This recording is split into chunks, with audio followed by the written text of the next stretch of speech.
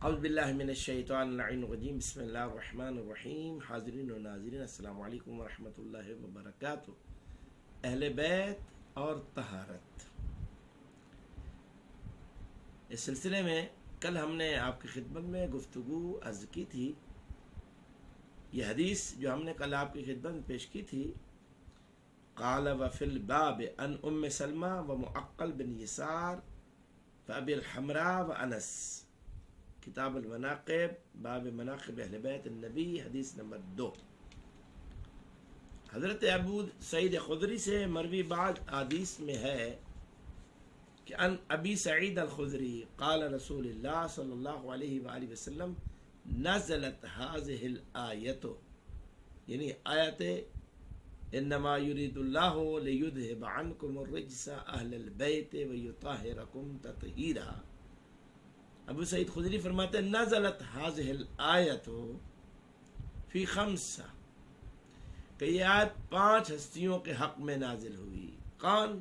علی و فاطمہ والحسن والحسین۔ اللہ اکبر، رسول خدا تو خود موجود ہیں، اور علی، فاطمہ، حسن اور حسین علیہ السلام۔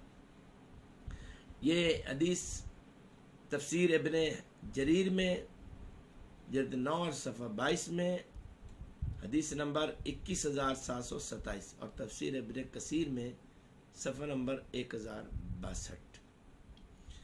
ابی سعید خدری کی روایت ہے کہ پیغمبر اسلام نے فرمایا کہ آیت تطہیر 5 تن پاک علیہ السلام کے حق میں نازل ہوئی ہے۔ پہلا میں خود محمد مصطفیٰ ہوں، دوسرے علی ہیں، تیسرے حسن، چوتھے حسین، اور 5ویں فاطمہ سیدہ نساء العالمین علیہ السلام۔ اب یہ جتنی احادیث آپ کی خدمت میں ہم نے پیش کی ہیں، یہ احادیث مرفوعہ اور آثار صحابہ سے یہ مسئلہ روز روشن کی طرح واضح ہو گیا ہے کہ آیت تطہیر صرف 5 تن پاک علیہ السلام کی عصمت و طہارت کو ثابت کرنے کے لیے اتری ہے۔ اس فضیلت میں نہ تو ازواج شامل ہیں اور نہ ہی دوسری کوئی اور ہستی سوائے 5 تن پاک علیہ السلام کے۔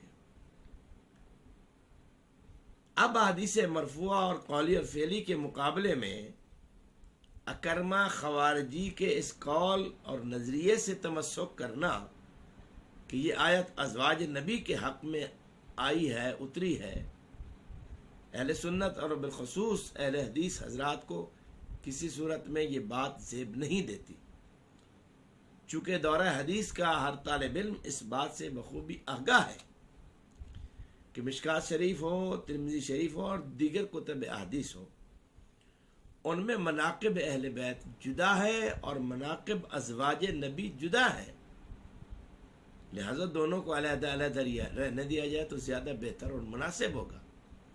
اور ویسے بھی فرمان ہے من غش فلیس منا، کہ جس نے ملاوٹ کی وہ ہم میں سے نہیں ہے، تو لہذا ایک دوسرے میں کسی چیز کو ضم کرنے اور ملانے کی ضرورت نہیں ہے، سب کو الگ الگ رہنا دیا جائے۔ میری دعا ہے کہ اللہ تعالی ہمیں صحیح معنی میں صاحبان عصمت کی معرفت عطا فرمائے۔ والسلام علیکم ورحمۃ اللہ وبرکاتہ۔